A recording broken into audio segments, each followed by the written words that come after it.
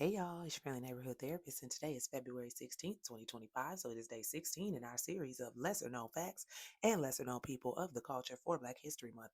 Now, today's focus is going to be on someone from the motherland. If you recall, on February 1st, when I started the series this third year in a row, I let y'all know that sometimes we would focus on people in other areas of the diaspora or people from the motherland. Although the primary focus is going to be on Black Americans because Black history is a Black American thing. But we do need to know about other Black folks in other places, especially if they are of some importance or it is something that you should know. Now, that being said, today's focus is going to be on an African man from Liberia, so a Liberian man. And the reason I'm focusing on him is because of something that just happened in the news that I think teaches a wonderful lesson that we all might learn something from. So let's get into it. Okay, so this is George Mena Obong Way, born October 1st, 1966. And he is a Liberian politician and former professional footballer. We call it soccer over here, who served as the 25th president of Liberia from 2018 to 2024. Before his election for the presidency, he served as senator for Montserrado County. He played as a striker in his prolific 18-year professional football career, which ended in 2003. And Way is the first African former professional footballer to become a head of state and the only African Ballon d'Or and FIFA World Player of the Year winner in history, winning both awards in 1995. He won the African Footballer of the Year three times and is considered one of the greatest strikers ever. Now, after beginning his career in his native Liberia, he spent 14 years playing for clubs in France, Italy, and England. Arsene Wenger brought him to Europe, signing him for Monaco in 1988. Way moved to Paris Saint-Germain in 1992, where they won Division One in 1994 and became the top scorer of the 1994-95 UEFA Champions League. He signed for AC Milan in 1995, where he spent four successful seasons, winning the Serie A twice. Later in his career, he joined the Premier League, having spells at Chelsea and Manchester City, winning the FA Cup with Chelsea before returning to France to play for Marseille in 2001. He ended his career with Al Jazeera in 2003. 442 named Way one of the best players never to win the UEFA Champions League. Way represented Liberia at the international level, winning 75 caps, scoring 18 goals for his country, and playing at the African Cup of Nations on two occasions. He also played in a friendly 2018 where his number 14 jersey was retired. Regarded as one of the best players never to have played at the FIFA World Cup, Scott Murray in The Guardian refers to Way as hamstrung by hailing from a global minnow. I have no idea what that means, but sure. Widely regarded as one of the greatest African players of all time, Way was named FIFA World Player of the Year and won the Ballon d'Or in 1995, becoming the first and only player to win these awards while representing an African country internationally.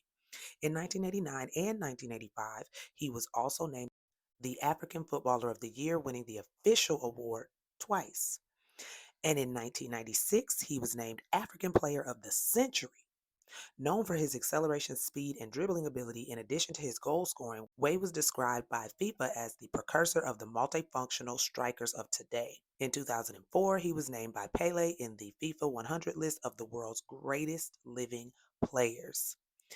Way became involved in politics in Liberia following his retirement from football. He formed the Congress for Democratic Change and ran unsuccessfully for president in 2005, losing to Ellen Johnson Sirleaf in the second round of voting. In the 2011 election, he ran unsuccessfully for vice president alongside Winston Tubman. Way was subsequently elected to the Senate of Liberia for Montserrado County in the 2014 election. Way was elected president of Liberia in the 2017 election, defeating the incumbent vice president Joseph Boakai, and was sworn in on January 22nd, 2018. Way was defeated in a rematch with Boakai in the 2023 election. So, real quick, just a little bit on his early life because there is a lesson in this early life of his. Way was born in Monrovia, the capital city of Liberia, and was raised in Claratown, a slum in the city. He is a member of the Kru ethnic group, which hails from a southeastern part of Liberia, one of the poorest areas of the country.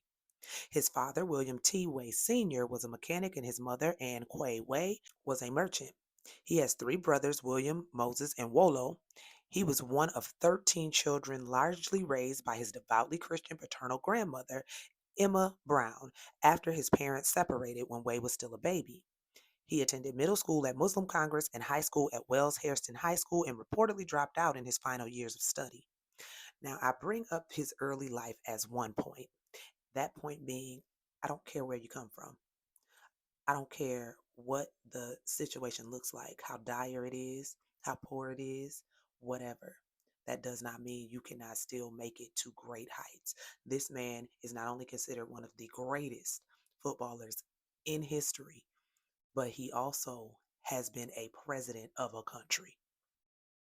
Like, wow. I also want to point out that Way is a devoted humanitarian for his war torn country. During his playing career, he became a UN Goodwill Ambassador. At the 2004 ESPY Awards at the Kodak Theater in Los Angeles, he won the Arthur Ashe Courage Award for his efforts. He has also been named a UNICEF Goodwill Ambassador, a role which he has suspended in his political career. Off the football pitch, he stood out throughout his career for his initiatives to fight against racism in the game. So not only is this man a bomb footballer, but he's also a politician, went up the ranks in politics to become the president of his country. And he's a social justice advocate. My God. Way has also tried to use football as a way to bring happiness and promote education for children in Liberia. In 1998, he launched a CD called Lively Up Africa featuring the singer Frisbee Omo Isbor and 8 other African football stars. The proceeds from that CD went to children's programs in the countries of origins of the athletes involved. Way was also president of Junior Professional, a former football club he founded in Monrovia in 1994. As a way to encourage young people to remain in school, the club's only requirement for membership was school attendance. You ain't got to pay for nothing. All you got to do is go to school. If you go to school, you can play for the club. Beautiful. Many of the young people recruited from all over Liberia went on to play for the Liberian national team. Way was also actively involved with youth programs in a Liberian enclave on Staten Island, New York, when he resided there for a time. Currently, he holds French citizenship and speaks French fluently. But now let's get to why I chose him for today, something that came across my timeline that literally blew my mind. All right, so now for the real reason that I ended up selecting him for today's episode. So recently, Elon Musk offered this man $1 billion for his balloon door. $1 billion. And George Weah said no. He rejected the offer. In his words, my balloon door isn't just my biggest achievement in my football, but it's the only one in Africa. Even if the richest man in the world, Elon Musk, comes to me and offers more than $1 billion for it, I'll tell him no. I've told my children to never sell it, even if they go broke. Some things are worth more than silver and gold, and my balloon door is one of those things. Not just for me, but for Africa. I worked very hard for it, and I want generations upon generations to see it. Y'all, I don't think you realize how much $1 billion is sometimes. I know that it is a common saying that everybody has a price, and one would think that $1 billion is anybody's price, baby, but not him. That was a pivotal story of integrity to me. Like, wow, you could have been a billionaire like that. Of course, that's if Elonia was telling the truth about giving him the money in the first place, but that's neither here nor there. It was offered, and he said no. Now, I also want to point out one of the comments on there.